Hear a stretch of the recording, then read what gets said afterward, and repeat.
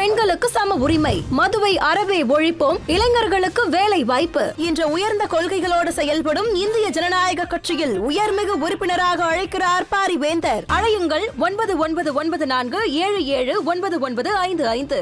விஜய் இன்னும் நடிகராகத்தான் இருக்கிறாரே தவிர தலைவராகவில்லை எனவும், ஒரு புதிய சொல்லை கூட கையாளவோ பதிவு செய்யவோ அவருக்கு தெரியவில்லை எனவும் திராவிட இயக்க பேச்சாளர் நாஞ்சில் சம்பத் விமர்சித்துள்ளார்.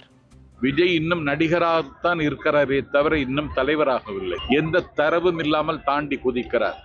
அவர் விக்கிரவாண்டியில் பேசிய பாயாசம் பாசிசம் இப்போதும் சொல்கிறார்.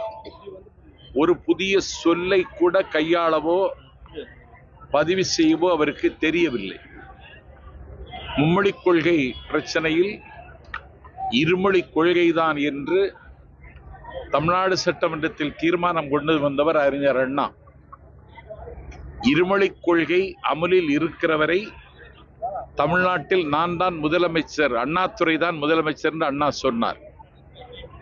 அதிலே எந்த சமரசத்திற்கும் இடமில்லாமல் திமுக ஒரு மலையை போல் உறுதியாக நிற்கிறது.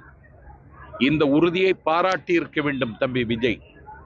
இந்த உறுதியை பாராட்டாமல் தமிழ்நாட்டின் உரிமை குரலை ஊனப்படுத்துகிற ஒரு பாவத்தை அவர் செய்திருக்கிறார்.